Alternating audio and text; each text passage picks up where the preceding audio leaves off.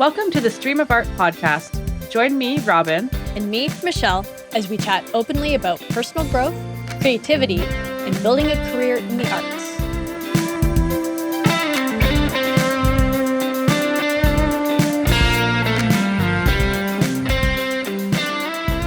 Hello, everyone. Welcome to the 15th episode of the Stream of Art podcast. In today's episode, we are going to be talking about one of my all-time favorite topics, routines. But first, as always, we will kick it off with a little check-in.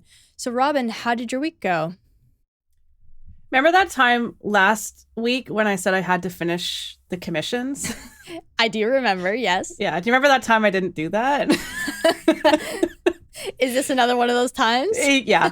I finished one of them, but the other one is still, it's close. It's just, for whatever reason, these ones have been just a challenge every step of the way. Like, it's just. Oh, interesting. I think I'm out of practice. I may have said this last week too. I'm out of practice and I'm working on a larger scale than what I'm used to. Right. So those things combined have just made it, just challenging. But I'm super excited with the one that I have finished. It looks awesome. Oh, awesome. So I didn't finish what I set out to do. That's okay. And then it was my first full week back to work too. So that was a bit of an adjustment in terms of just like managing my energy and making sure that I had enough at the end of the workday to like give back to myself, which is one of my challenges. Yeah. But it was a good week, all things considered. How about you? How did your week go? It was okay. I definitely had an off week, although I think I have pinpointed exactly what it is that is making me feel so off. And that is, appropriately, the fact that I've been so off my routine for the last really few months. I think since December, at least mid-December. Yeah, I've been talking, I think, over the last couple of podcasts about how, I'm kind of like trying to ease back into it. I don't think that works for me because what it does is it gives me too much leeway to just make worse decisions, ultimately. So if I'm easing back in, if I've done something, even if it's just a little something, it's very easy for me to justify staying up late and playing a video game. Because I'm like, well, I'm easing back in, right? I'm easing back in. But it's just too broad. I really need boundaries. Yeah. Which is, I think, why I'm so tied to my routines, because they provide just the perfect boundary that I need to keep me on track. Because otherwise it's so easy for me to get off course. Yeah. So it's interesting because I think I'm naturally somebody who really likes structure and routine, but I'm also somebody who needs it. It's actually something that is necessary for me to function. Otherwise, it's just the opportunity to just follow any impulse I have and just reach for, this thing that I think to do and this thing. And it ends up meaning I don't really accomplish much of anything. You're spinning your wheels, and I can 1,000,000% relate. And it's interesting because so when we started recording this podcast, I mean, we talked about routines, and I think I even said like it's not for me. It's not the way I work. Mm-hmm. I was wrong. And I've realized now that for me, I need routine as well. And for the same reason, because I'm an ideas person. I come up with all sorts of different ideas. And then I also, my energy levels and my motivation levels vary significantly. So what ends up happening is I'll have this idea and I'll follow that shiny object with enthusiasm for a short period of time. And then I kind of flame out. And then I don't do anything for a while. And then the next thing kind of pops into my mind and I chase that. And so it's like, there's periods of where I'm working, there's periods of when I'm not working, but I'm not even getting anywhere because I keep following different leads almost. Yeah. And I've realized that there's a benefit to building a routine. Like, first of all, decide on what your goal is. Build your routine around that so that, you have the activities that you need to kind of reach your goal are built into your routine. And then don't think about it, just like that's what you do. You get up, you do that thing, and just trust that you've planned out a routine that will get you where you want to go, which is really helpful for me because on days where I feel low motivation, I don't need to feel motivation. It's just like, okay, you don't feel motivated right now, but just do the thing because that's on your list of things to do. That's part of your routine today. So just do the thing. Yeah, it's same thing, right? Like I need boundaries for myself or else I just won't do anything because if I'm following my energy levels, which is what I used before to dictate what to do. Because I had this sort of like this philosophy that if it really lights me up, then that's the thing I should be doing. And so when I didn't feel motivated, I thought, oh, well, then that's not lighting me up. That means that's not the thing I should be doing right now. But that's just not accurate for me. Yeah. It's just a recipe for inconsistency. And like what you're saying too, like letting yourself off the hook too easily. Like that is such an easy thing to do because we assume that letting ourselves off the hook is being compassionate to ourselves, but I don't think that's always the case. Yeah, definitely not. Not when it starts conflicting with the life you want to build and the person you want to be, which is what I'm experiencing right now, where I'm like, okay, it's one thing when it's like a few weeks or a month, but it's been a few months where I haven't been consistent with my routine. And I've been feeling terrible about myself. Yeah. Which, is one of the things that's coming up doing these morning pages as part of the Artist Way is like how bad I feel about myself. And one of the nice things about having that time to write down 3 pages is that by the end of the 3 pages, I often come up with some kind of a solution or an idea. And I'm like, duh, it's your routine.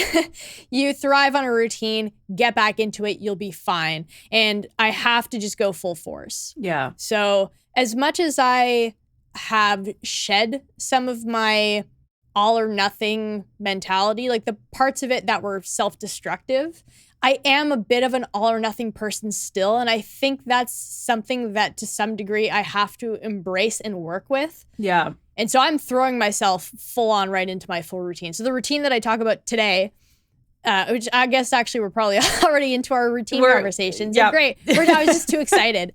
When I'll go through and break down the routine that I currently have. That's what I'm going to be following as of tomorrow and sticking with. And and it's exactly, like what you're saying about like the energy levels, because for me, something that I often will fall back on is like, well, I'm tired. I'm tired, and okay, so I'm just gonna like give myself today or the week or whatever. It always ends up being like I'm gonna give myself the week, but I'm always tired. That's the thing, is I'm almost always tired to some degree. Yeah. Some of that right now is just a byproduct of having not great sleeping habits. Like I know when I get back into having a strict like bedtime and getting up time, a lot of that will be better.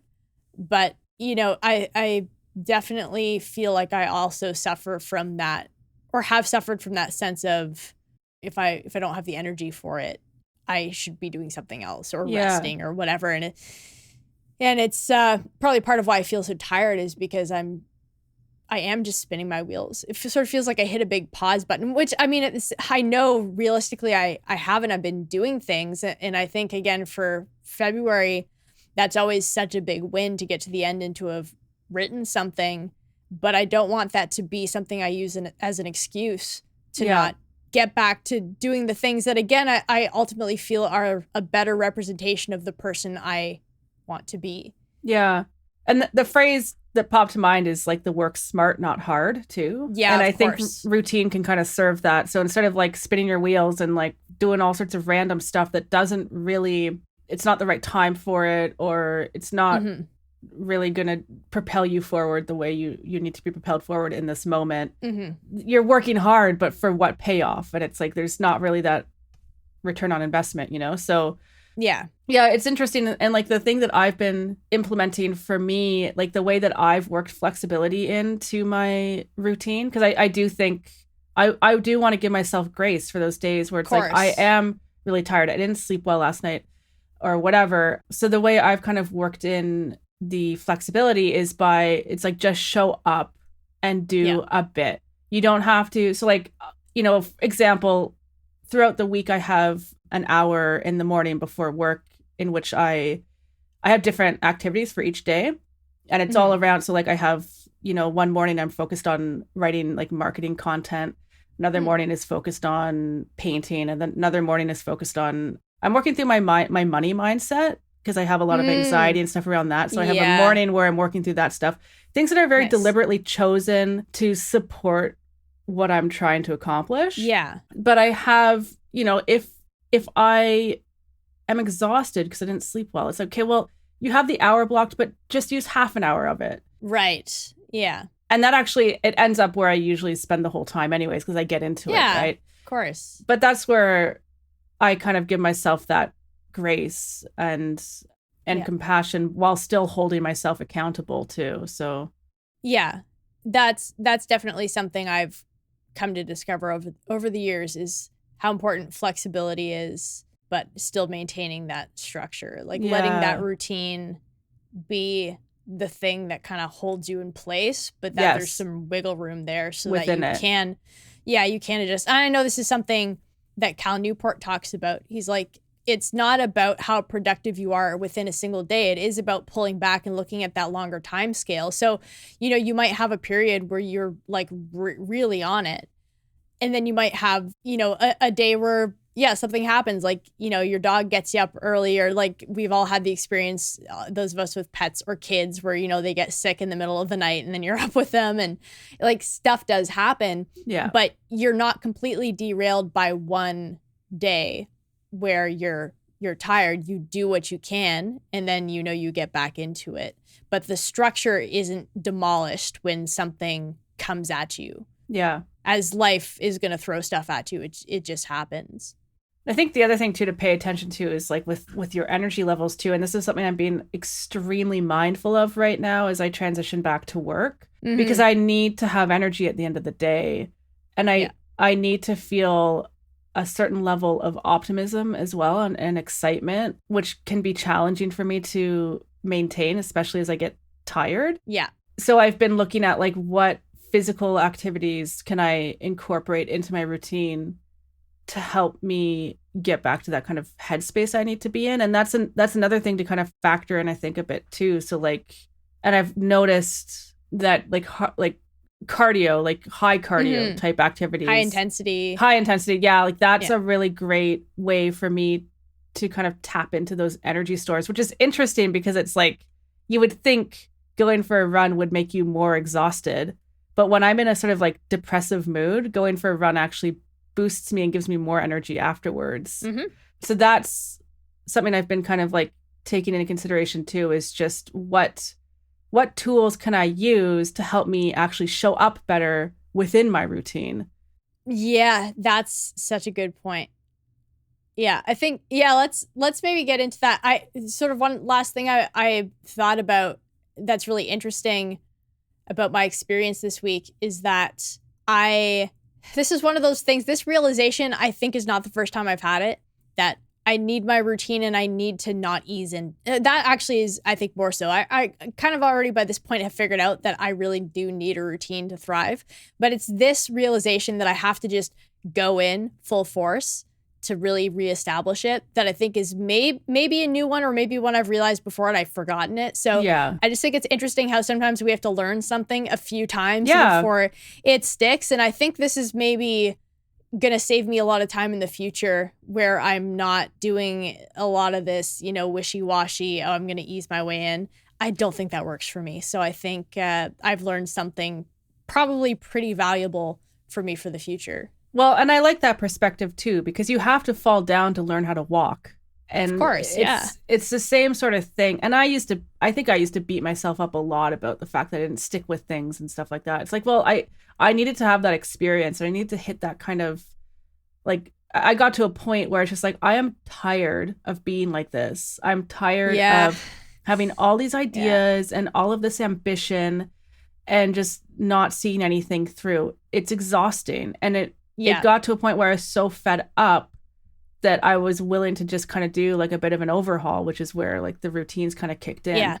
But we need to hit that point. And I think I will hit it again at some point too, right? I think it's inevitable that like, so I've established a routine. I'll eventually get complacent in this routine. And because I default to comfort, I'll stick with it for longer than I should. And I'll get to a point where I feel like I'm not, like I'm I'm not doing things that are serving me.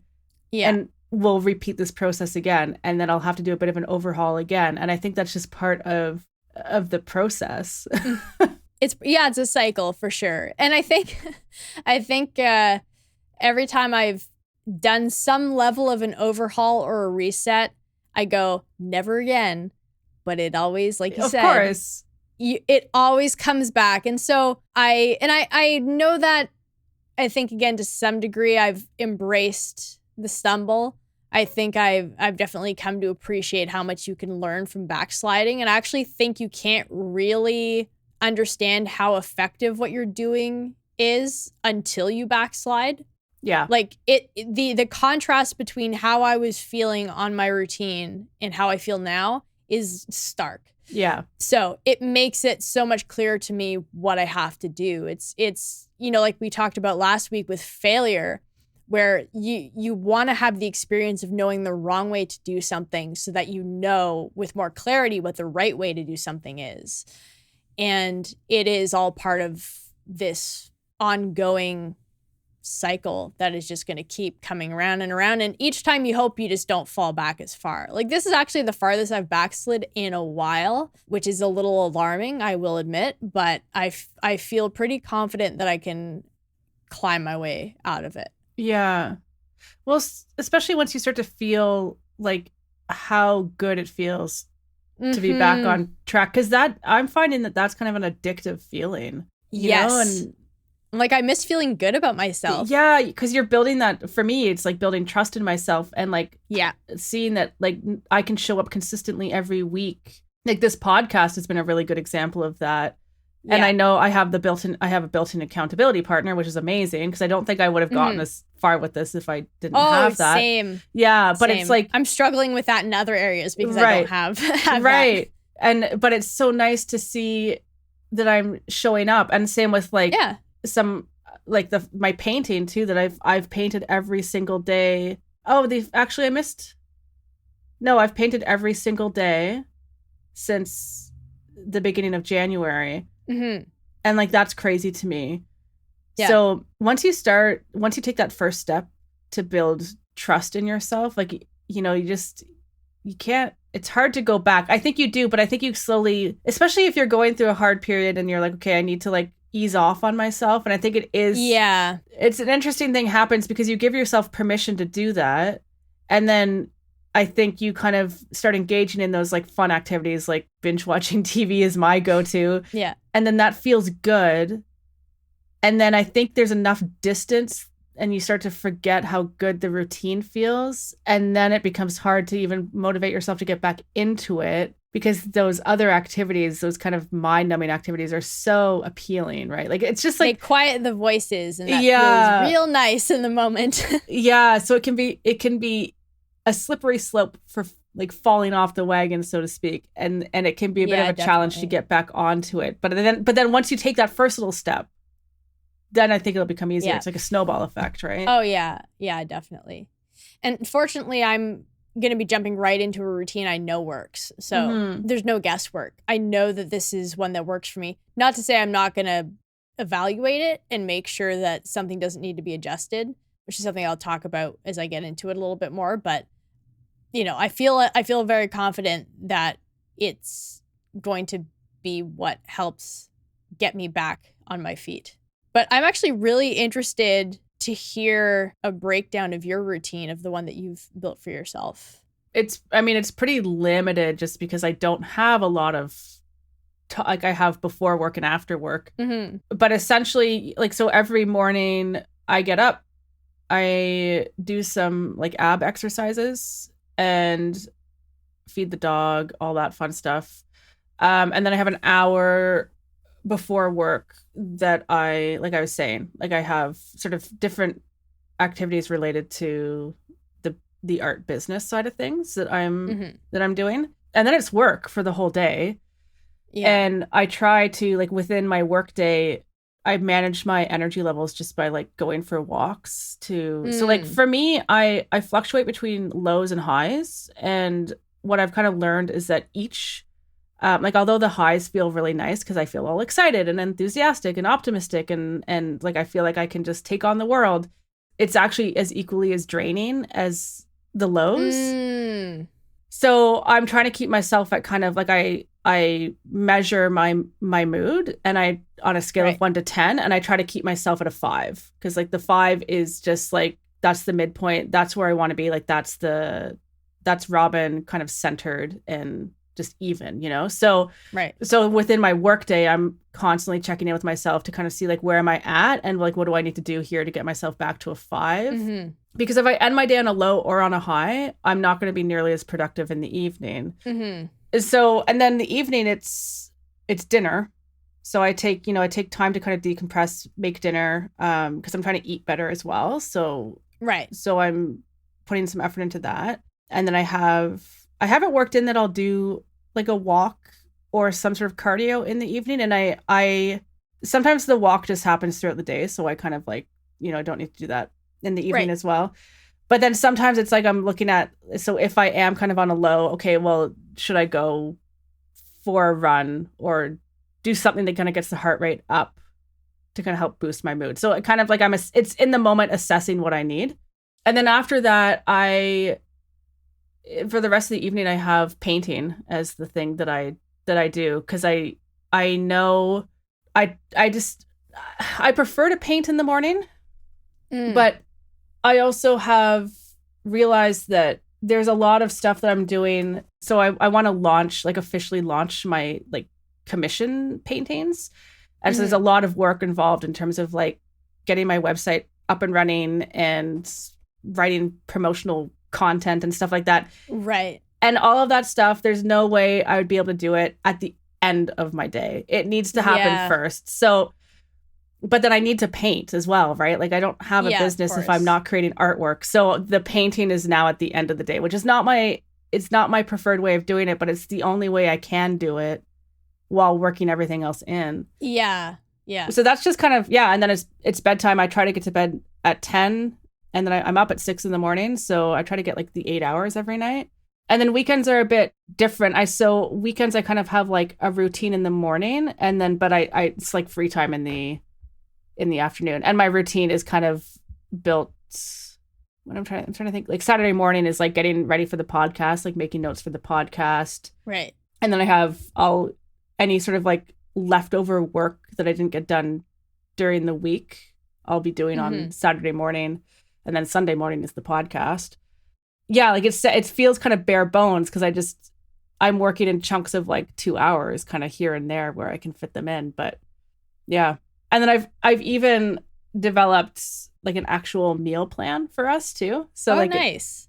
That cycles every 2 weeks, because I'm just like, I don't want to have to ever think about what to eat for dinner. I'm like, perfect. I'll just plan it out in advance. And then it's like grocery shopping becomes easier because I know exactly what I need every week. And yeah, so it's been a combination of how can I make life easier for myself?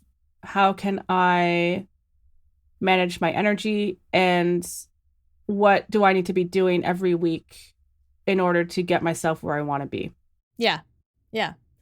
I think that's perfect. And I think it's great that you're establishing such a clear routine now, because once you eventually get to a point where maybe you're doing the art thing full time and you have complete control over your time, you'll already be really practiced in managing your time. Yeah. I think that's such a challenge for a lot of people who have some whatever, degree of autonomy, either full autonomy or partial autonomy in their work.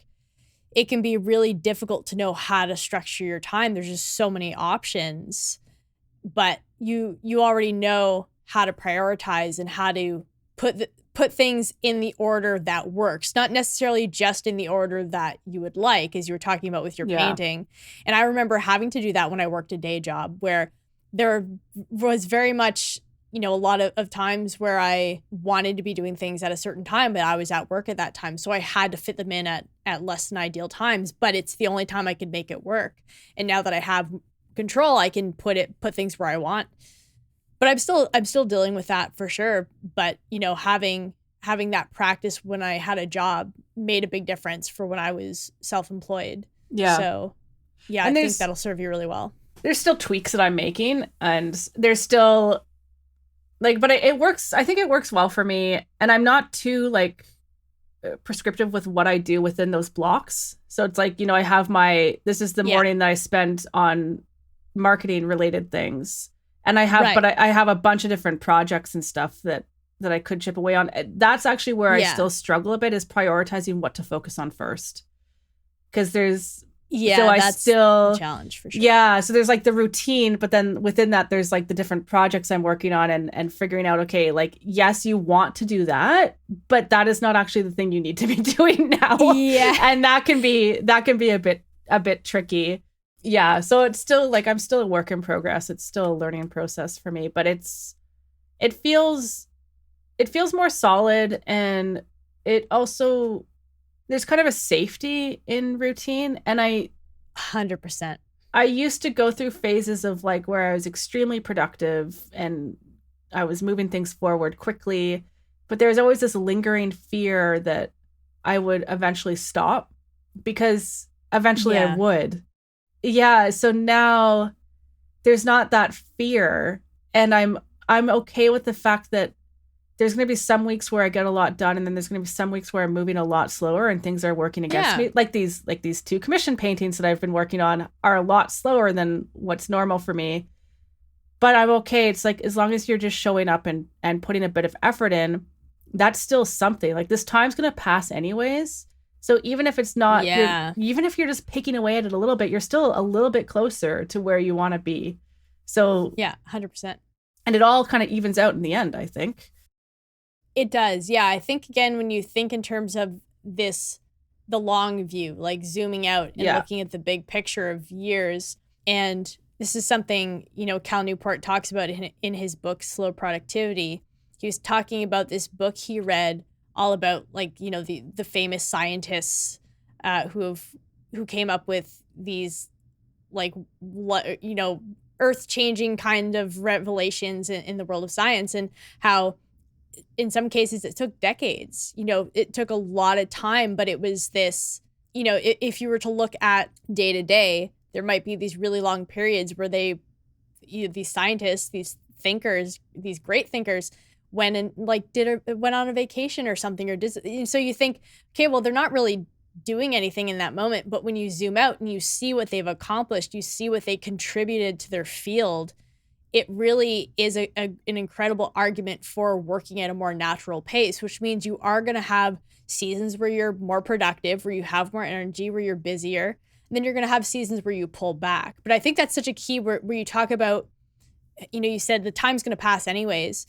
If you could do something with that time, I think that's really key. Yeah. And I think that's where my bare minimum of like doing something musical every day is helpful. Yeah. Where that didn't slip. I definitely didn't do nearly as much as I do when I'm on my usual routine, but I did something so that I can say I moved something forward in my music every day, even as I wasn't really engaged in the way I like to be. But I think that's a great mentality, is just to maybe not shove everything aside, but to just reduce what you're doing to a bit more of a low hum, so it's still moving along. And then you can increase the intensity once you feel like you're able to do that again. Yeah, it's kind of taking yourself seriously, right? Like that. And yeah, definitely. I found that when I painted before, where I was painting, like, and I still kind of, I think, will work in series, but it's just the difference is I will always be painting a bit every day. Yeah. And previous to that, where it's like I would have gaps of like months where I wasn't painting. Mm-hmm. I think it was harder for me to call myself like a real artist. Yeah. And not that I think that you have to be the person who shows up and paints every day to call yourself an artist, because I don't believe that. I think for me and the way I am, and just the way the self-talk that I have going on in my head, I think I'm someone who I need to kind of show up, maybe not every day, but at least 5 days a week to paint, to really feel like I can own that title. Yeah. And that's just me. And I think that's the other thing too, right? Like, everyone is their own person. Everyone has their own needs. And I think I've realized that routine is actually something that is, works very well for me, as long as it's taken into consideration where I'm at now. And we've talked about this before. Mm-hmm. And has an element of flexibility there, so that if I'm really having an off day, I don't feel like I'm having to, like, kill myself over this thing, right? Yeah, of course. Yeah. Yeah. Yeah, that's definitely the conclusion I've come to with my own routine. I'm very much like you, where I feel like in order to fully justify my existence as a musician, I have to be engaged with it. Yeah. I think maybe less that and more just for me to feel like myself. Like I can tell it's interesting because if I go too many days not playing guitar, for example, I feel cranky. It's just like certain, even beyond just like doing music every day, there are certain aspects of my musicianship that I have to engage with regularly to feel like my best self. It's sort of in the same way that I have to exercise regularly and get enough sleep to like feel at my best. I have to be practicing my main instruments to feel at my best, and I have to be writing. And I haven't been doing a lot of that. I've been doing more vocal stuff actually. Just to work on improving my relationship with my voice. And that's been really, really helpful. But I definitely feel like I did some guitar this week, but not nearly as much as, again, when I'm in my routine where that's a good chunk of my time. Yeah. And I can feel it. It's funny that you say that because you've said that before. And at the time I didn't relate to that. And, but I had an experience this week where I was off, like mentally just feeling off, and it was during my workday, and so I took 15 minutes just to paint. I work from home, which is really nice for that reason. Oh, and awesome. It completely calmed me down, and it was interesting because I was like, oh wow, like, so I've never considered that I never thought that I painted for a therapeutic reason, but I think I've just never been mindful enough to realize that it does have that kind of therapeutic element for me. And then it was interesting because I was like, well, it's funny because I was feeling really resentful with work just because so much of my energy was going into that, and I wasn't painting at all because it just like work kind of sucked all of my energy out of me, and then I had nothing left to kind of give to my painting, and the resentment that built there. And I think part of it was because like painting helps me feel more whole and more human. And so, I mean, the solution to that now is I realize it's just like, I just need to show up and paint a little bit every day. And then that'll help kind of like keep that resentment at bay. Cause I don't want to feel resentful at work. Like it's just, that's not good headspace to be in. So no, speaking as somebody who was very resentful of my last job, it is not a good place to be in for you or for anyone around you. Yeah, exactly. Yeah, so I think I also get a little cranky if I'm not painting. I just never really noticed that before. Oh, yeah. Yeah, it's a great thing to realize because the solution is, like you said, just to show up and do it. It just, even if it's just a little bit, even like 15 minutes is often what I need. I can pick up a guitar for 15 minutes, or I can open Ableton for 15 minutes and just create something. And it's like a reminder of who you are. It's almost like we forget sometimes as we get bogged down in all the stuff we worry about, all the stuff we have to deal with. And so to just have that, it's like a direct connection to yourself. Like what a gift that is. I think it's so important to not squander it and not to forget about it, and to just engage with it every day in some way, shape, or form so that you never forget who you are. Yeah. And you're right. It doesn't need to be long. Like I'll just paint for 10 minutes or whatever. It doesn't. Oh, also just a little plug for any artists listening who work with acrylics. Get a Masterson, I think it's Masterson Stay Wet palette, are amazing because you just like, you put the paints on there. It keeps the paints workable. So you can just paint in like 15-minute chunks without having to like go through the rigmarole of getting your palette set up and all that stuff. You just throw your paint on there, seal it up, and then, That's something I never would have thought of, but I guess dealing with all of that adds some friction to the painting process. Yeah, that palette has like changed the way I work because previous, you put your paint on this like palette and then it dries so quickly because acrylic dries like super fast. And then you're having to clean it, which is annoying, right? So like this palette is designed it's like it looks like a Tupperware container, but like a really shallow one. Okay. And there's like a wet sponge in there. And then there's this special paper. And when you put the paint on it, it just keeps it workable I can keep mine going for like 3 weeks. And so you just take the lid off and you paint, and then you just put the lid back on when you're done. Yeah. And then you're just washing brushes. It cuts down the cleanup time like significantly. Yeah, if you want to shoot me a link at some point, I'll add that in the show notes because, I imagine other painters will find that really helpful. There's DIY versions you can do too. Like you could, if you Google like Stay Wet palette, you'll find all sorts of DIY instructions for your own because they're kind of expensive. But I've resisted getting one for the longest time. I don't know why. And then I did a course on Impressionism and she was saying you should definitely get one of these. And I was like, how have I been painting for this long without using this? Like, I was doing myself such a disservice. Yeah. Anyways, I'm done nerding out about that, but those things are amazing. Yeah, cool. So tell me what you've settled on for yourself then in terms of your routine. All right, here it is. So typically I get up at 5:00 and I immediately will do my journaling. So right now that means I'm doing my morning pages as well as I do the Daily Stoic journal. So it comes, it's like a companion to the Daily Stoic meditations. And I do that in the mornings after I do my morning pages. And then I get up, I take care of the cat, I like brush my teeth, wash my face, all of that. And then I'm usually done by 6:00. And what I'd like to start doing is actually going for a quick walk in the mornings, like 10 or 15 minutes. A smart idea. Yeah. I was doing that. Yeah. I was doing that when I had Dresden, just because I had to take her out. And so we would go and do a lap around the building. But after she died, I took some time off, but then I really missed the process of getting out in the morning and just moving. Yeah. So I was, before the winter, doing that every morning for about 10 or 15 minutes. So I want to get back into doing that because it definitely set me up to just feel a lot better. Yeah. And it gives me a chance to just get some of the extra thoughts out of my head. Journaling helps with that, but I still find that my brain is just so active. I have so many thoughts running through my mind that if I don't give myself permission to just let them go, which I do when I'm walking, because I don't walk with anything in my ears, I just go with my thoughts. Yeah. And I just let my mind wander. Well, because I mean, like journaling will kick things up too, right? Like it's not. Yeah.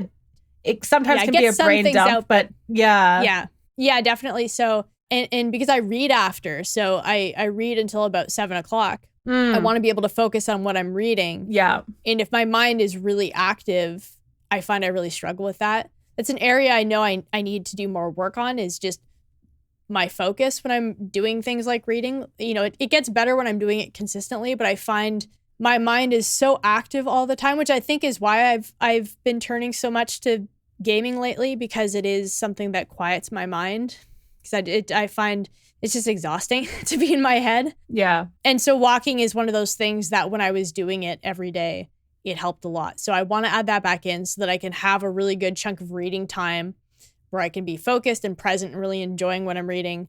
From 7 until 8, I do a combination of some music listening and then my meditation.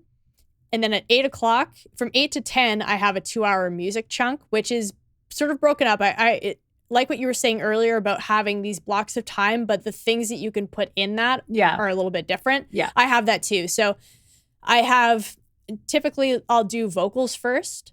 And then after that, I will either do some songwriting or I'll do maybe some acoustic guitar and vocal practice. Sometimes I'll do some live looping practice.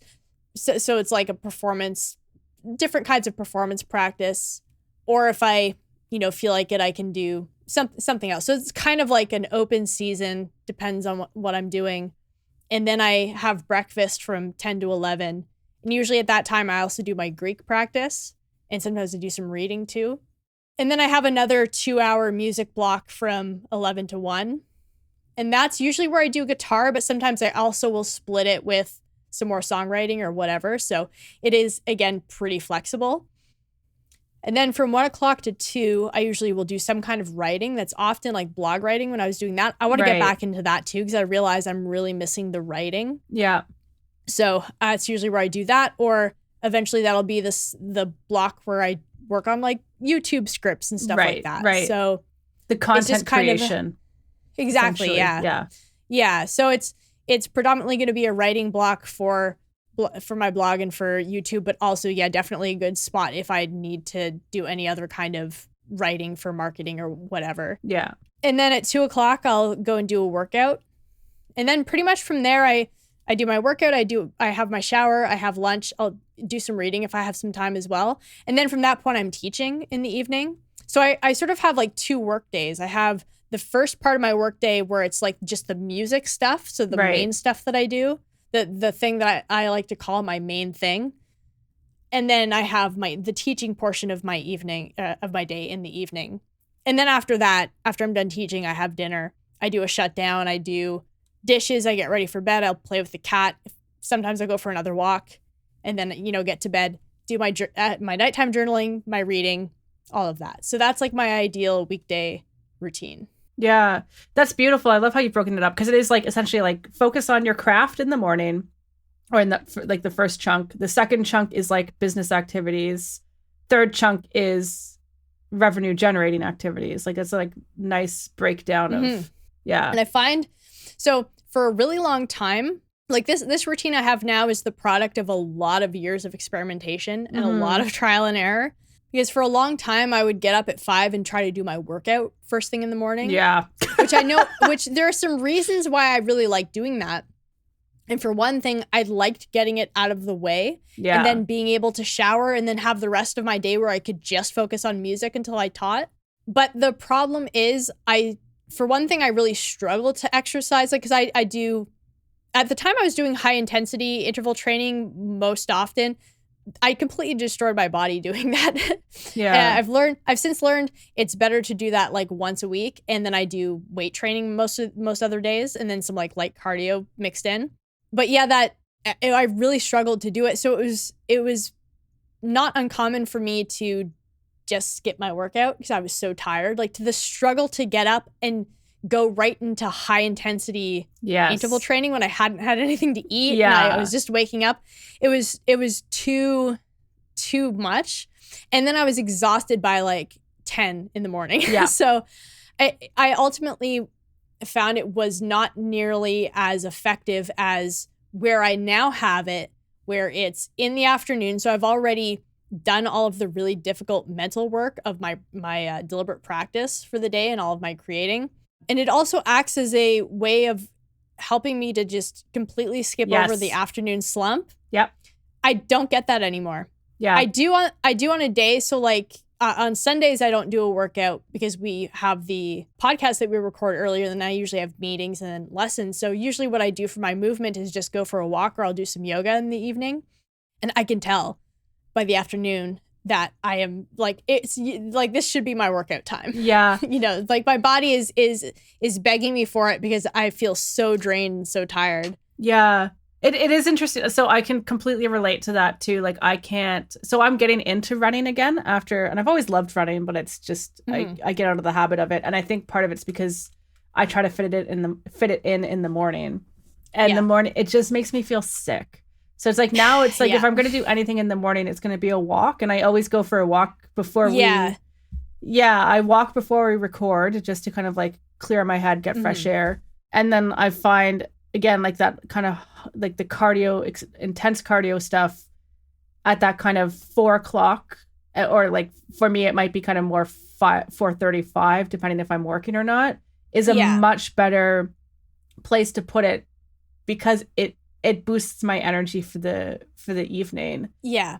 It also definitely in your case serves as a really nice divide between like the bulk of your day, which is like your music and content generation and stuff, and then the teaching, and having that divide is probably helpful. It gets you in a different headspace and stuff, right? You're spot on. That's exactly what I find it does for me, is it gives me this break in the day. It puts me in exactly the right headspace I need to be in for my teaching. And that was something I struggled with too, because I would work on my music all day and then I'd have to teach in the evenings. I was teaching a lot more. I don't teach as much now because I've come to realize I'm not as effective as a teacher when I'm teaching too many students at the same time. So I have cut down on the number of students I take on at any one time. But I was really struggling to like by the end of the night, I was so tired, and I was really trying to I want to give my students my best. So one of the things that has helped me do that beyond cutting down is giving myself that break in the middle of the day. Yeah. Because it does, when I do sit down to teach, I haven't had the chance to get tired, because usually like the afternoon slump comes because I would be in the middle of working on something and sitting down. Yeah. So having that time where I'm up and I just don't have time to feel tired. The first time I get a chance to feel tired is like when it's time for me to go to bed, basically. So it really is the perfect routine for what I'm trying to do right now, so that I can give everything that I'm doing my best. Yeah. Yeah. And that's what it's all about too, right? It's like just showing up as the best version of yourself. Yeah. But we need to support ourselves and give ourselves what we need in order to be the best version of ourselves. And that took me, I'm still learning because it took me a long time. I remember in therapy, my therapist was saying, like, you know, you got to pause in the moment and just think like, what does Robyn need in this moment? Mm-hmm. And I'm like, in my head, I'm like, I have no idea how to ever answer that question. I just didn't have I'm a very self-aware person, but I have my gaps, and that was a major gap for me. I didn't understand. And I'm learning now what that question even means. And I'm starting to learn how to actually answer it too. Right. Right. We do need to learn about ourselves in order to give ourselves the things we need to show up as the best versions of ourselves. Yes. And that can be a very lengthy process. So be patient. Yeah. Like you were talking about earlier, being like a work in progress, like always. Same. Yeah. I've been at this for many years. I've spent years thinking about routines and trying desperately to find one that would work, and you know, eventually was able to build something that worked. But it's very much like I'm not done yet. I'm really only just getting started. I know enough about myself, and that's such a great point, how important it is to know yourself and to know what helps you to show up, because that's how I've designed my routine, is to help me show up in the best way possible. Yeah. And I've tried to design it in a way that, you know, definitely reflects the reality of my life right now. You know, there's things that I can't do because of where I am, but there's things that I can do that maybe in the future I won't be able to do. So I'm trying to like really shape it to my life now, but I am designing it to be aspirational as well. So yes, I'm trying to also make sure I'm doing the things that help to put me into the shoes of myself down the line. So if I imagine like the life that I want to live, how would that version of me organize her day?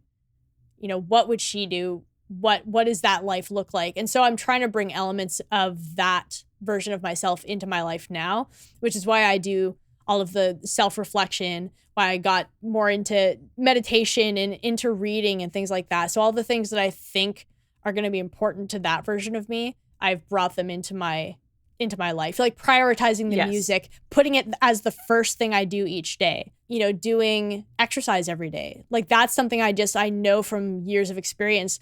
I need to be moving my body to feel good about myself. And I need to feel good about myself in order to show up for my music, for my students, to be able to put out my ideas. Yeah. So if I don't feel good about myself, I don't feel good about my ideas. And if I don't feel good about my ideas, I'm not going to share them, whether they are objectively good and helpful or not.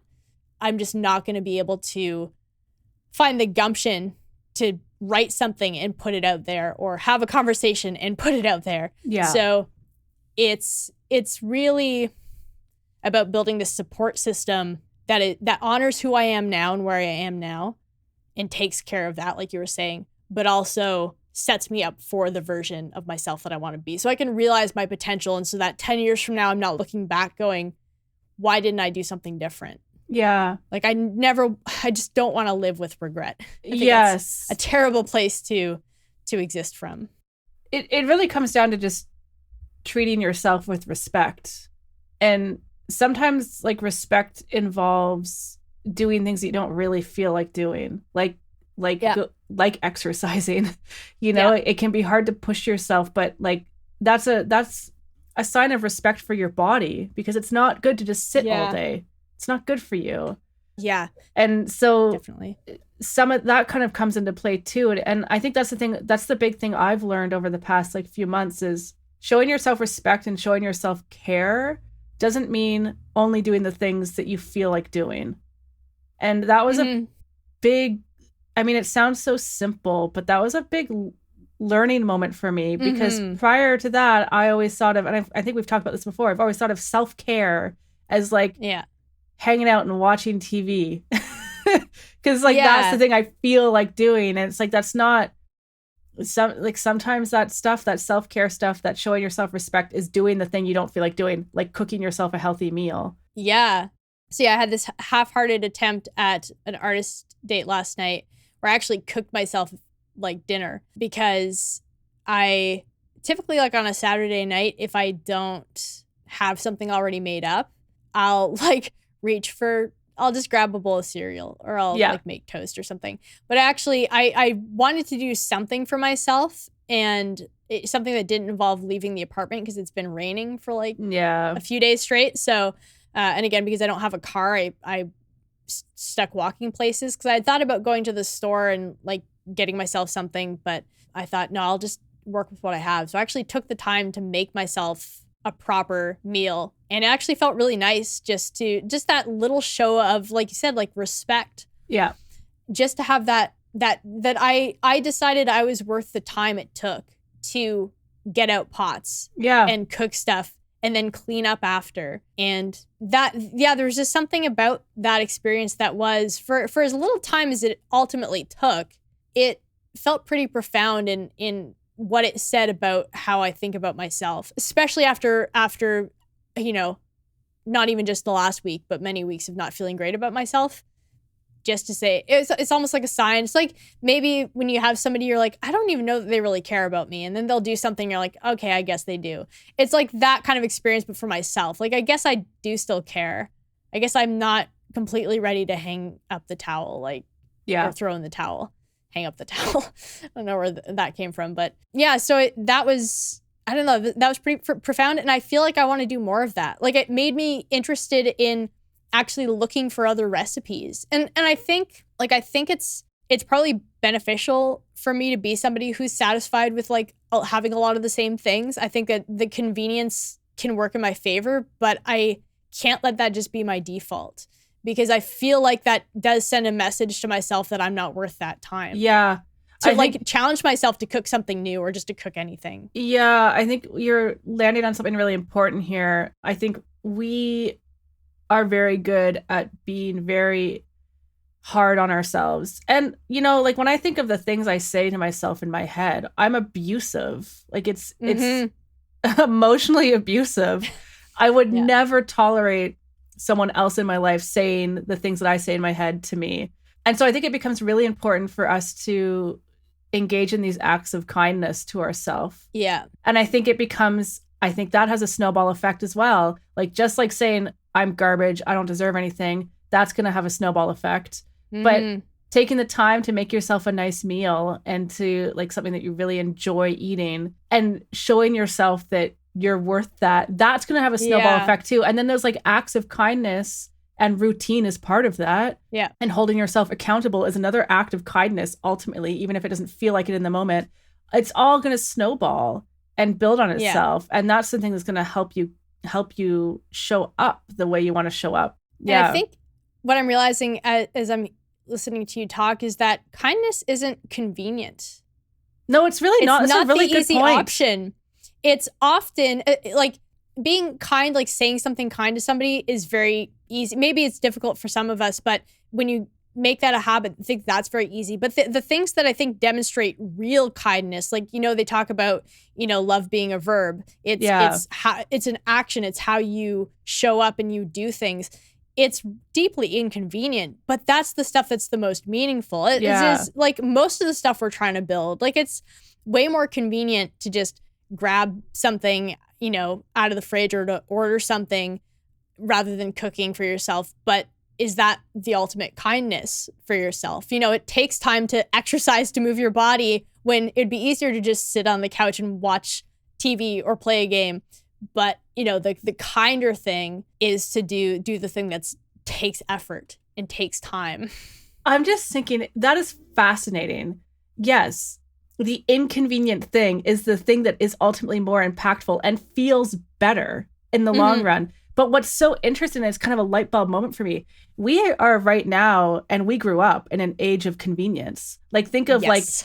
like all the way we package our food, and the way like you go to the store, you bet you can buy pre-cut fruits and vegetables because of the convenience. And we've been sold on the idea that convenience is better.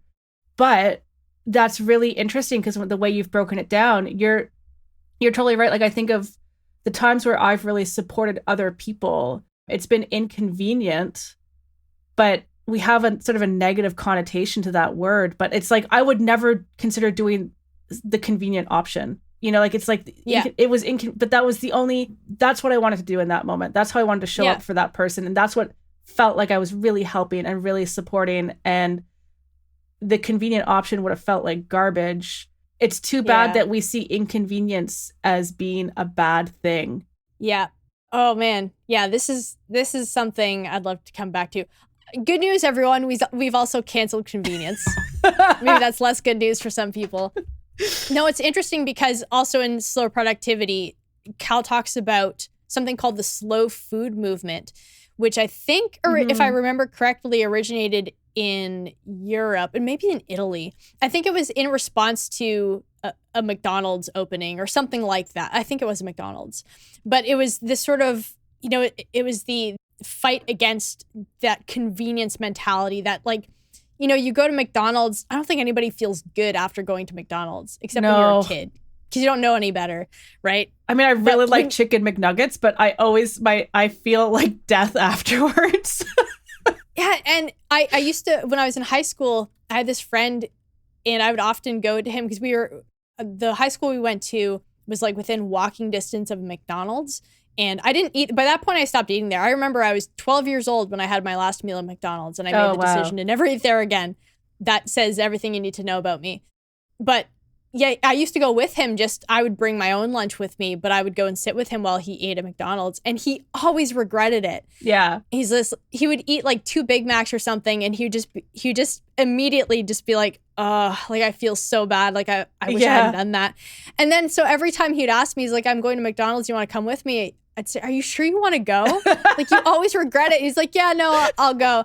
And then it's like, it was the same cycle that repeated.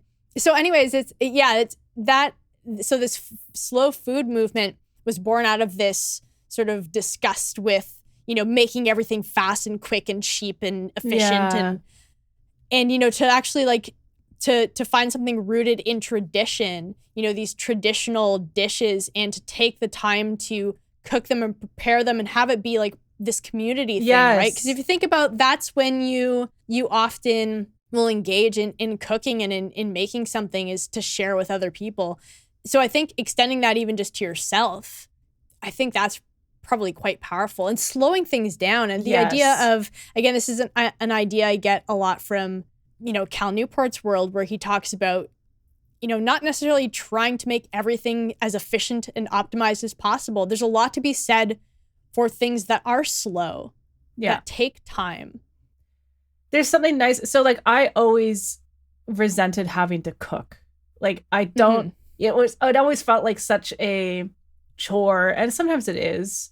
But since kind of coming up with that meal plan, I realized it's like, I just don't like thinking up what to do. I find that anxiety inducing, because there's all these options. What do I choose? So having this meal plan to kind of like fall back on is really nice. And I've found that since we've kind of implemented that, it's like I get to take some time now to make dinner. Like, and it's sort of like, I get to versus I have to. Yeah. And there's some things too, like, so on Sunday nights, we watch a movie, and I've decided that Sunday night will be pizza night. And I've found like a pizza dough recipe and stuff like that. And nice. Yeah. And so I have certain days, like every now and then, every like 3 or 4 weeks, I'm going to have to spend a Sunday preparing a bunch of pizza dough stuff, which then I divvy up and put in the freezer so that we just have to thaw it on the day of, kind of thing. But like that, in the past, that kind of prep would have been like, oh, like, I don't want to have to do it. But now it's like, I'm kind of looking forward to the next time I have my prep day, because there's something really nice about, because it does feel like I'm really taking care of us. Yeah. And it feels nice. And then, like, on pizza night, we we build the pizza together, and it's fun. Yeah. It's fun to kind of like, ooh, like what toppings can we put on this? And it does. So it's like the inconvenient way to get pizza, but it's so much more enjoyable in the long run than if we were to just also. So we actually ordered pizza. I had a friend over on Friday and we ordered pizza, and I felt so sick afterwards too. And I'm like, there's something, it's nice doing the homemade route because it's simple ingredients and stuff like that. And it's not super greasy, and it doesn't make me feel ill the same way bought pizza does. Yeah. Yeah. And it's interesting how tempting it still is to fall back on the convenient thing, even though it's worse in the moment, and also immediately after, and often, into the next day or so after, depending on, your capacity to deal with that food. But yeah, it is just the better option if we can get over that resistance and embrace the action of taking the time to do something, whether it takes us an hour or more to make food, or it takes us months or years to work on a project. I think if we can embrace that kind of slow level of creation and existence, I think we'd feel a lot more satisfied and probably a lot more calm too. That constant hum of anxiety, I think it's because it constantly feels like we're fast forwarding through life. Like we're trying to just get this thing done and get this over with, trying to get, and we've talked a lot about how we both struggle with being present. Yeah. You can't help but be present when you're cooking, because you have to be paying attention to what you're doing. And then hopefully you're present while you're eating, because you put all that time into what you made, you want to enjoy it. And so it really pulls you back into the present to just work on the thing in front of you and to work on it with full focus and seriousness. And it keeps you from just trying to live in the future constantly. Yeah. Which is somewhere I'm constantly finding myself and having to pull myself back from. Yeah. I think for me too, like some of these things that I'm now doing in kind of more of a routine way, like the cooking is a perfect example, right? Where now I've built it into my routine, where from like 5 to 7, essentially, that's cooking, eating, and then watching a show. Mm-hmm. But in order to really kind of enjoy that process of cooking, I had to look at like, okay, so what are the blocks for me here? Like, what is it that's preventing me from enjoying this experience? And it always has been that anxiety around trying to figure out what to make and making sure we have the ingredients that we need, right? So if you can kind of figure out like what it is that is blocking you from doing that thing and enjoying that thing, and then make a plan to kind of address those blocks. So in my case, okay, well then we make a 2-week meal rotation thing, and then that way I don't have to think about it. And that's really helped. And I think you can apply that to other things that you want to kind of introduce into your life. And the other one, like for me, so Monday nights are music night for me. Because that's something that it's just a hobby. It's something I've dabbled in now and then, but I've never shown up with any kind of consistency. And the block there was more mental, in that like I just felt like I wasn't good, so I didn't want to do it. So the block there is just kind of like giving myself, that was kind of a simpler block to solve, because it was just giving myself permission to, all you've got to do is just show up and play a few chords and try to muddle your way through a song.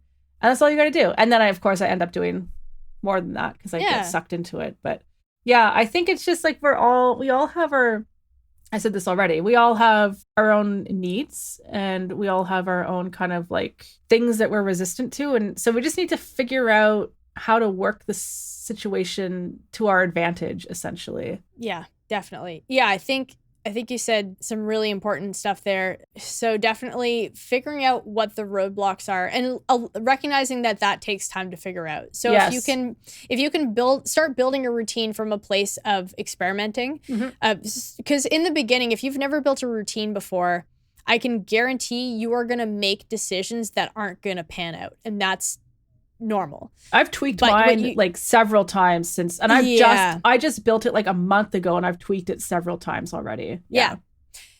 And so you have to remember that, and this is something we've talked about when we talk about planning. This is really part of it, right? So part of planning and preparing is building a routine. And you want to make sure that it's informed by reality, by action. You want to make sure you're actually acting on it so that you can see what's getting in the way.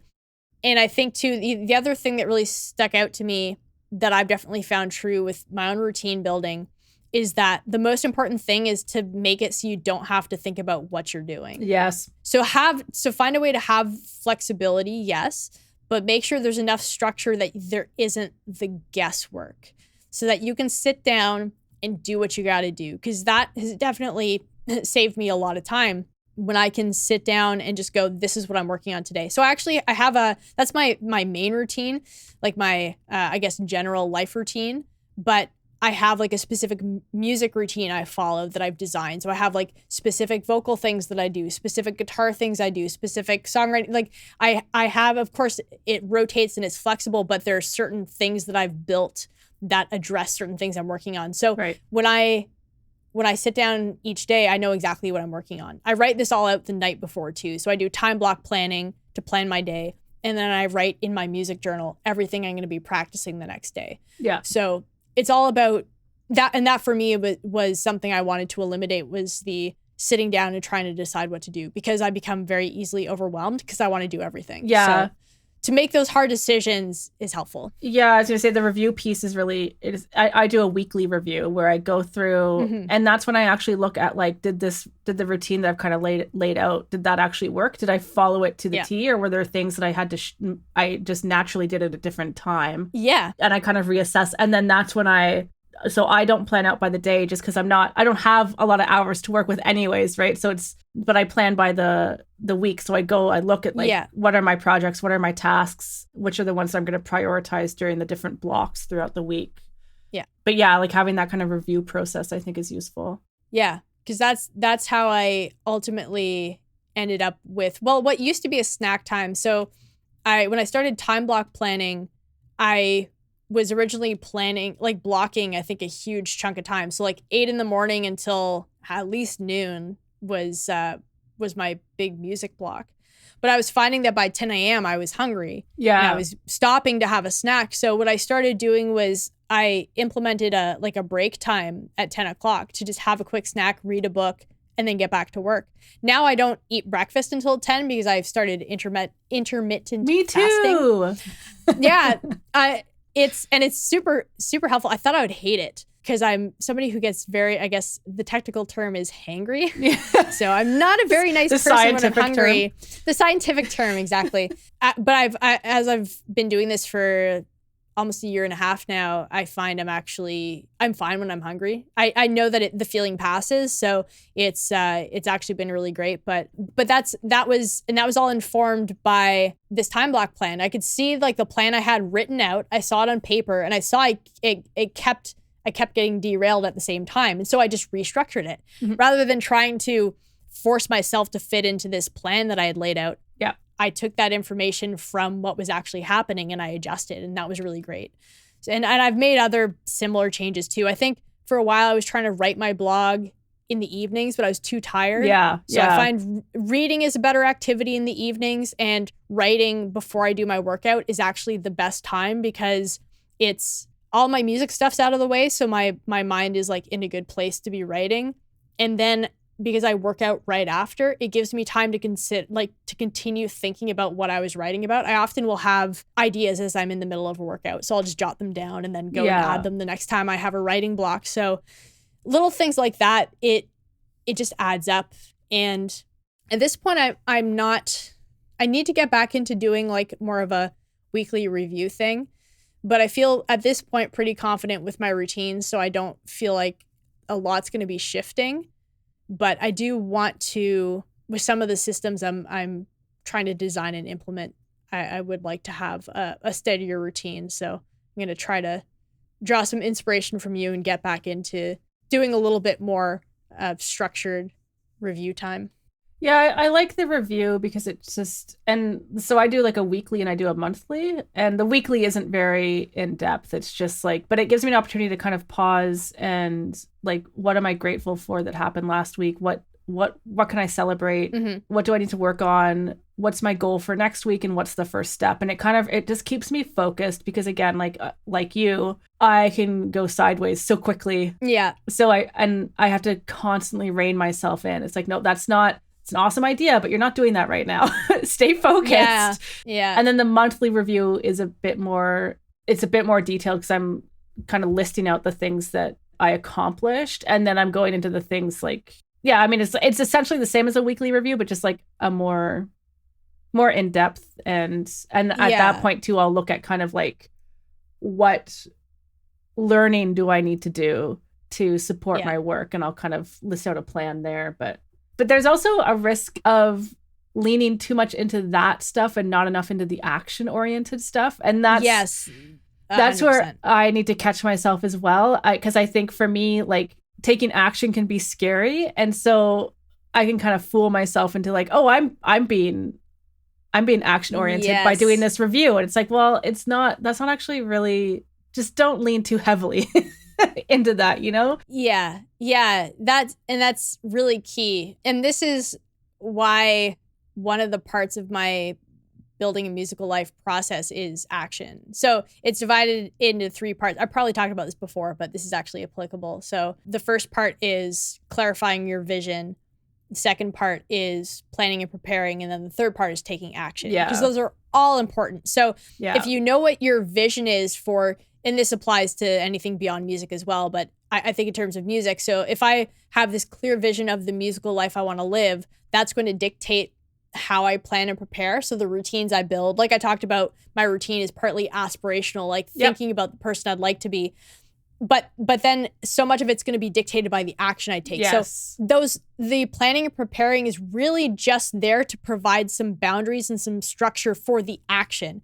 But ultimately, the action is the most important part, because if you aren't actually doing those things you've scheduled, you're not going to move forward. And you don't want to, again, try to build something that is like this perfect routine, and then like the reality is that you can't actually get anything done within that time, because then you're just going to keep fighting against it. And I speak from years of experience struggling with that, where I kept trying to force this routine into a life that I wasn't living, and I was not as effective because I wasn't really doing the things I needed to be doing, and I wasn't nearly as consistent as I needed to be because I was just all over the place. So it wasn't until I was able to come up with a routine that supported the action I needed to take that I actually started really reaping the benefits of that. Yes. Yeah. So I like my kind of process for building a routine. First, what are the things you want to accomplish and within what time frame? And then what activities do you need to accomplish those things? And then what time blocks do you have available for those activities? And that's like a nice way of kind of simplifying the process of building this out. Yeah. And you have to actually try it too and be okay with it. Definitely. And be okay with not sticking with it. Because it might be that you build something that looks, like you said, great on paper, and then you put it into practice and you're like, this doesn't work with my energy levels, doesn't work with my available time. You also will quickly realize, as I have, particularly in the last week, how we think we have more time than we actually do, or how long things actually take. And that's terrible at estimating how long things take. Yeah. So that's been interesting. That'll be kind of an interesting thing for me to continuously be mindful of, particularly when it comes to sort of assigning timelines for my different projects. This is something Cal Newport talks a lot about, where when you're trying to learn how to schedule your time and to manage your projects, when you first initially start guessing how much time it's going to take to get something done, like you're always going to be wrong. As you do it more and more, you get better. And I feel like it was either him or somebody else who had suggested, take the time that you're guessing it's going to take to finish something and then like double it or like add additional time to it or something like that. The idea is that, and I'm definitely guilty of this, like, this won't take that long. And it's, I underestimate how long something will take, and I overestimate how capable I am of getting something done within a certain time that I decide. So if I decide this is how long it should take me, I'm perfectly capable. It doesn't generally reflect reality. But I'm getting better at that just through get experience and trial and error and a lot of errors. It's so important to do the thing. So I'm curious, do you have anything that you do that helps you to like get to work? So once you have your routine established, do you have any like rituals you engage in or any strategies you use to just like help you get started? Well, fortunately for the stuff that I'm doing before work, I really love working on the business side of things. So it doesn't take much for me to motivate myself. The one exception is like the stuff I'm doing to kind of work on my money mindset. I find that really challenging to motivate myself because I have so much emotional blockage around money.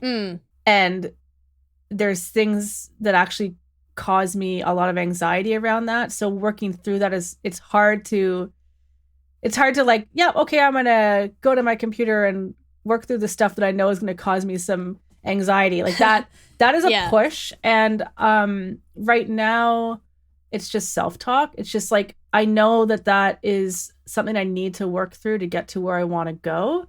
And just having that awareness helps me do it, helps motivate me. Because like, I don't want that to be a block.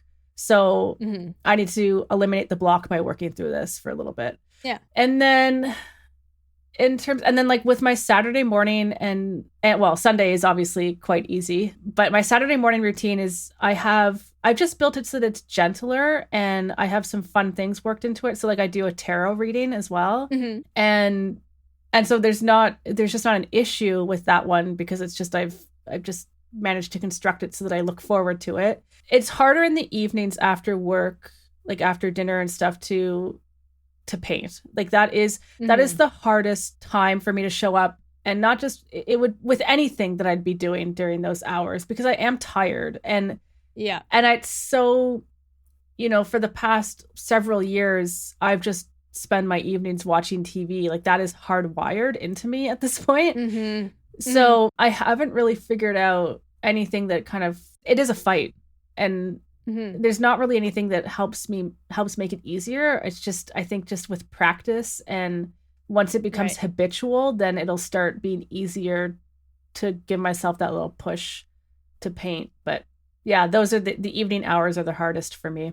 Yeah, same. Yeah. Yeah, this actually brings up something I wanted to mention, which are chronotypes, which is sort of each person's natural inclination towards having energy at certain times of the day. Right. So you have like, you hear about like night owls, and then you have larks, or people who tend to have more energy in the mornings. And that's been really helpful for me to embrace because I used to try to fill my entire day up with work. So I would work on music stuff all day. I'd teach, I would then have dinner, and then I'd try to sit down at my desk and do more work.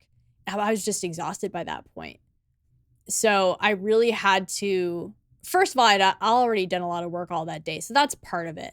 But also I'm just not somebody who can work in the evenings. Like my mental space by that point is pretty much done. Like it's closed for business. And so that's part of why I structure my day the way I do. So the most intense stuff that I do, so the deliberate practice, is the first thing that I do. Yeah, exactly. Yeah. Because that I want to give my music the best of myself. Yeah. So that, and I mean, again, that was something I couldn't always do. I used to give my best hours to making sandwiches because that was my job. And so I had to practice in the evenings, and I did it because that's the only time I had to do it. And it really mattered to me. And I'm really glad I did that. I stuck with that for so many years. I wouldn't be here without having done that.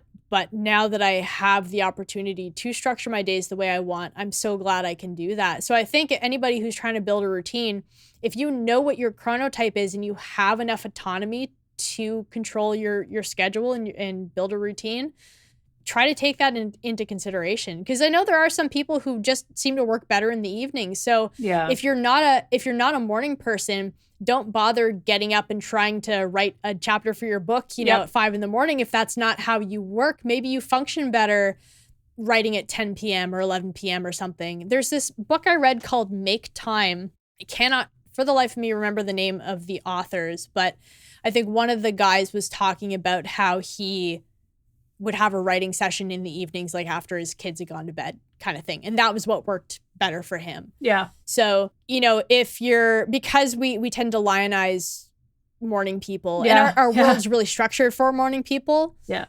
And, you know, as a morning person, like I feel a lot of empathy for people who just don't function that way, who, you know, are forced to do stuff in the mornings, or who are, you know, maybe made to feel like the only way they can be successful is if they are getting up at 4 or 5 in the morning and grinding and, you know, getting after it and, you know, all of that stuff. If that doesn't work for you, oh my God, don't do it. It's very inhumane to not respect how you operate. There are other options, and there are plenty of successful people who are night owls who do their work when everybody is asleep. I think that's in the late hours. Yeah, that is such a good point. And I'm also a morning person. Like, those are my best hours. The morning is the best hours for me. And 6, it seems to be the waking up point that I'm most comfortable with. I think 5 is too early, but 6 is doable. But yeah, where are your best hours? And they don't have to be in the morning. And don't, like you were saying, don't try to force it. That's ridiculous. Yeah. You get these gurus, productivity gurus, who are saying like, this is what you need to do. Get up at 5 and blah, blah, blah. It's like, no, do that if that's what works for you. But if that doesn't align, like, don't force yourself into a mold that doesn't work with your just natural existence. No, I think the keys, this is something I wrote about, I think a few months back, the 3 principles of building musical life. Again, this can be applied to life in general. The keys are clarity, intention, and discipline. When those things happen doesn't really matter. So, you know, if you are clear about what you want, clear about who you are, and then you're intentional about how you spend your time and how you allocate your resources, and then if you're disciplined in executing your plan and in actually following through, you're fine. That's what you need. And then you just keep doing it for as long as you need to, which, you know, again, I think it takes a lot longer than we feel like we want it to. I think maybe that's part of the appeal of, you know, these grand proclamations from productivity gurus, because people want the answer that'll get them where they're going faster. They're selling answers. The real answer is that it takes a long time. So chill out and design a life that is good for you now, but that will also get you where you're going. But you have to recognize that it takes years to really build a deep, meaningful life. It's not something that's going to happen overnight. And there's no magic formula for when you get up and when you do things. It's, you know, it's just trial and error and figuring yourself out and doing the work, you know, whenever it makes sense for you. And that's going to, it's going to depend on so much. Yeah, no, go ahead. Yeah, I was just going to say, I would add to that, like, and stop looking to other people to tell you how to do it right for you. Yeah. Look to other people to see what they're doing. Try it. If it works for you, awesome. If it doesn't, okay. But don't do what I did, where I just like, and I'm still having to fight this instinct to like, look at like, what are other people doing? Oh, that's the answer. That's what I need to do. And it's like, not necessarily. And there's just there is so much selling around this too, right? This like, I'll sell you the answer to your question. Want to be a full-time artist making 6 figures? Buy my course. I'll teach you how to do it. And it's just, want to boost your productivity? Pay me as a consultant. I'll show you how. And I'm sure there are people out there who are really great at that and who do provide support in that area, but just tread carefully, because I think there's a lot of people out there who are selling. Yeah. I think generally the people who are worth their salt are going to be the people who aren't necessarily telling you something you want to hear. Nobody wants to hear that this is hard. Nobody wants to hear that it takes a long time, but that is the truth. That is the reality, is that there's no quick fix. There's no hack. You cannot hack your way to a meaningful career or a meaningful life or a meaningful experience with art or music or anything. You have to do the work, and it gets messy, but it's also really beautiful. It's inconvenient, but it's going to be the good thing. It's going to be the right thing. It's the right kind of hard. I love this. No life hacks here, folks. No. Forbidden. Not on our podcast. Just a lot of hard work and turmoil. Yeah. Well, no, I mean, hopefully if you're doing it right, there's no turmoil. I mean, it's challenging. You're going to be challenged, and there are going to be some tears. I'm not going to lie. But, you know, it's about recognizing that you're doing the thing that is going to work. And I think that's where people are, you know, end up being frustrated, is they do seek out answers from these gurus, and they're given the same cookie cutter kind of formula. and then it doesn't work. Yeah. And so they keep reaching for the answer. I see this all the time in music. Oh man, it makes me so mad. Because I watch music videos and music related content on YouTube, and I often will get, I don't know if I've gone down this rabbit hole before. I've done this diatribe. Ooh, I'm excited. Okay. Yeah, there's a certain kind of guitar ad, especially. I'm sure this crops up with other instruments as well, but I think because I watch a lot of guitar specific content, I get these like commercials a lot, these YouTube ads. And it's always the same friggin' formula where this guy wearing like some kind of hipster complicated outfit, like complicated glasses. Hipster, I need to just pause. Hipster complicated outfit. Somebody who has seen one of those videos will know what I mean. No offense to people who like to dress that way, but it's just remarkable to me how similar all these guys look. Okay. They're always guys, and they're always like in front of some kind of a green screen, like single color, like they look like they're posing for a Sears portrait or something with that kind of like background. And they're always like, are you tired of learning boring theory? Are you tired of practicing long hours? Well, here's the secret that 99% of guitar players know that you don't. They would hate if you learned this. And it's all the same nonsense. And it's always like they're trying to sell you, like, again, a quick fix, a hack. Yes. It's like, oh God. You see that? Like this. It's everywhere. It's marketing too. Like I see it all the time with marketing. I hate it. Here's the thing that no one wants to tell you about how to grow your audience by 300%. Like it's everywhere. It's with art as well. It's absolutely pervasive. It's everywhere. Anyways, continue. Yeah. It's like if you learn this one pattern, lets you like play all over the fretboard, and it'll be like a friggin' pentatonic pattern. Like that's not going to unlock the fretboard for you. I'm sorry. Right. It's not gonna do it. Maybe it gives you literally the ability to connect a few shapes so you can play further along the fretboard.